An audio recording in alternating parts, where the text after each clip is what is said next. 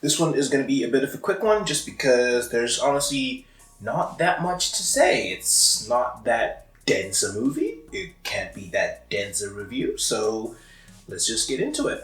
Months after it's come out, I finally saw Uncharted because, of course, in typical late review fashion, I had to watch this one super fucking late. Not of my own accord. Of course, I wanted to go see it, but things got in the way, and also I kind of already knew this wasn't going to be good, so I didn't feel really hard-pressed to find the time to watch it, so to speak. So, yeah, finally saw Uncharted, and it's hard to talk about objectively because I feel like this is one of the video game movies that works better if you haven't played or are not aware of the video game, because as a movie on its own, if they released this and it wasn't tied to the Uncharted franchise, I think it'd be pretty fun. I think it wouldn't be bad. I would have enjoyed it. I would have, been like, well, it had some fun action, it had an interesting premise. The finale, as ridiculous as it is actually pretty fun. I'm going to say fun a lot. It's fun. It's a fun movie. It is. It's just my fun was always interrupted by this little voice in the back of my head going, this doesn't feel genuine, because it doesn't feel genuine. It's a video game movie. But very few video game movies feel genuine, come across as genuine, feel like they give a shit. This one doesn't really feel like it gives a shit. It kind of gives us like elements of the Uncharted franchise that we recognize, but not in an organic way that makes sense. It has sort of that Star Wars or Solo story, or Solo or Star Wars story? Yeah, it's been a while, I haven't seen it since. It's giving me that sort of Solo kind of vibe of, here is like a laundry list of things that people know and recognize, and we're going to go through them, but the things that we recognize and the story don't mix super well. So I don't have people. I'm alone.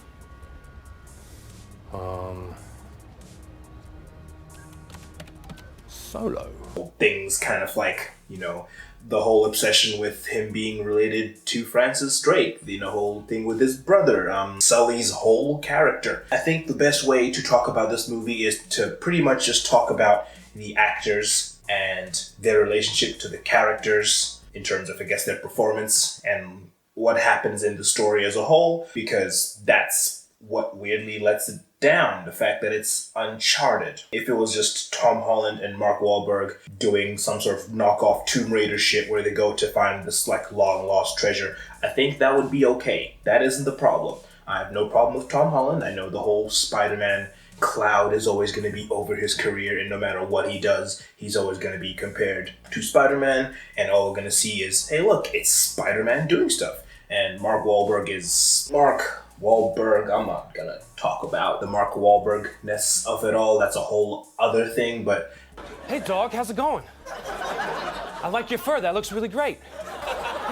So you're a dog, right? What's that all about? As an actor, Mark Wahlberg has kind of been coasting for a while. I don't know if he's ever really tried. It's never felt to me like he's really tried. As much as I enjoyed him being in The Departed, that was a very small role. I think that worked so well for me because that was a very small role. Too much Marky Mark doesn't help. Doesn't work very well. Very few things that he is really good in. Like starting off with Tom Holland. Tom Holland as Nathan Drake. Young Nathan Drake. Strange idea, could have worked in a different movie. So for people who have played the Uncharted games, the whole young Nathan Drake thing didn't really happen for a while. Like, yeah, chronologically, no shit, that's where he would have started off as. But we didn't play as young Nathan Drake until Uncharted 3 or 4, I forget which one, but that took a while to get to.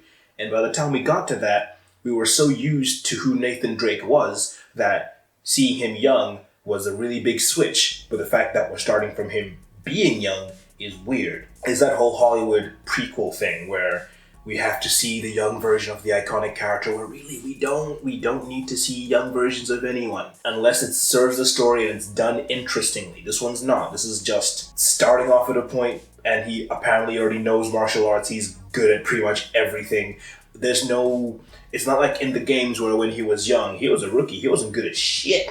it took Sully taking him under his wing to teach him stuff. But in this, he's already super competent at almost everything, to the point that I know this was meant to be old Nathan Drake. This was meant to be grown-up Nathan Drake, and the fact that Marky Mark got too old to play the role, and Tom Holland is a young, up-and-coming actor, they changed it, geared it towards him being young, but there's still elements of it that feel like this is stuff pro Nathan Drake would do. The way he improvises in situations, yeah, Nathan Drake was never perfect, he was kind of fumbled around things, but this is done with like crazy confidence, like he is Spider-Man. Yeah, so that's what's kind of the weird thing around Nathan Drake as a character in this movie. He's already a pro. He's already good at everything, so there's no real stakes. There's no real growth.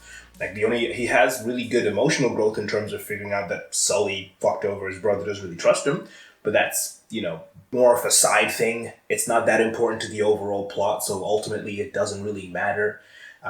Mark Wahlberg is just being Mark Wahlberg. He's not putting a Mark Wahlberg twist on being Sully. He's just being Mark Wahlberg, which is the problem because they are bringing him forth as Sully, like fully realized Sully, but with nothing that makes him Sully. He's too damn young. Even when Nathan Drake met Sully, he was pretty fucking old.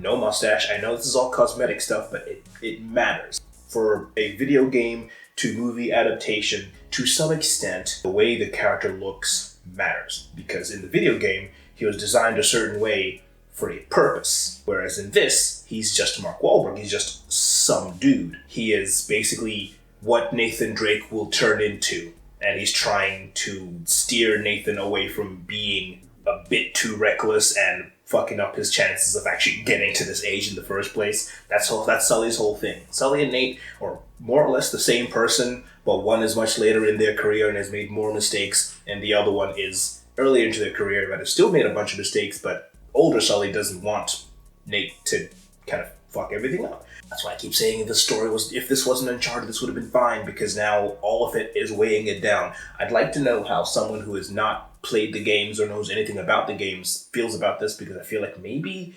they'd have a better time with it. I had a good time with it, but I feel like they'd have a better time with it and they wouldn't have that gamer mind kind of like poking them and going, hey, they messed this up. They changed the character. It's weird now. This is weird.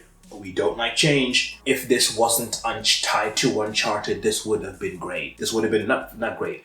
If this wasn't tied to Uncharted, this would have been an easier sell. It wouldn't have felt like they're kind of forcing this movie franchise upon us and then trying to just kind of recapture the magic of the games. And the problem with movies trying to capture the magic of games is games are interactive. Movies are not.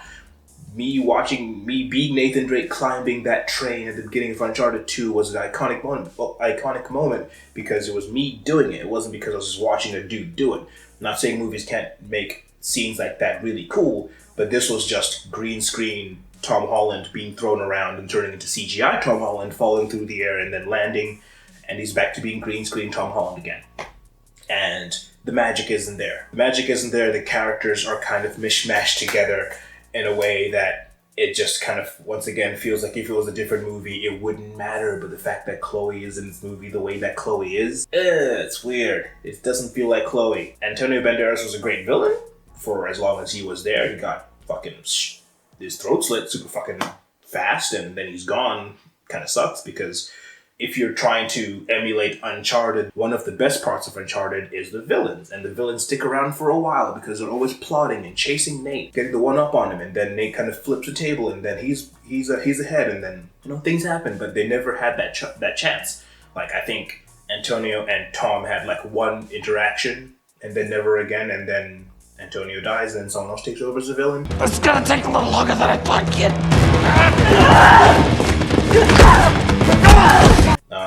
The lady whose name I forget but was in You Season 3, which I didn't like. She's great though. She's great. She's amazing in what I've seen her in, but she kind of got that secondary villain double crosses and becomes the main villain thing, but it kind of felt like it didn't come from really anything because the character relationships were never really fleshed out, so things were just kind of happening. And God, I did not like her hair. Something about her hair just didn't do it. It was distracting, but not like in a good way. Like, I see what they're going for, but I don't think they hit it. Like, and I also have this love-hate relationship with her costuming, because it's simultaneously really over the top. I know she's meant to be like a super avant-garde, really fashion-forward person who definitely knows how to dress. And then she's also in an action movie where all of her mercenaries are, padded up, ready to fight, and she's in like a skimpy swimsuit thing, which, two sides of it. One hand, nothing wrong with looking good, man. Nothing wrong with it. But on the other hand, there's, that part of you that's like, at least they got a bulletproof vest on. If you just aim for the abdomen, she's done. That's kind of it. This is alright. Like I said, it was okay. It was okay. If it wasn't an Uncharted movie, this would have been fine. But since it is an Uncharted movie, unfortunately, the baggage of being an Uncharted movie and also the baggage of being in development for as long as it did kind of, muddied the waters a bit. It's not as fun an event as I think it should have been. Now, they're going to make more, and whether or not I don't know if they go away from it being Uncharted, if it'll be better, or if that'll feel weird because now you kind of spent all this money getting an IP just to kind of 180 and go somewhere else with it. You could have just made a Tom Holland, Mark Wahlberg, tomb raiding movie. But if they lean into it, I feel like knowing the tone that they've taken with this movie, the more they'll lean into it, it'll just still not feel genuine. I'll still watch it. I mean, like I said, it was fun. I still had fun. I'd watch the sequel, but not in a, oh my god, this is going to be an amazing follow-up to an amazing movie. This was like, it's, fun action. More fun action. God, did I go too long again?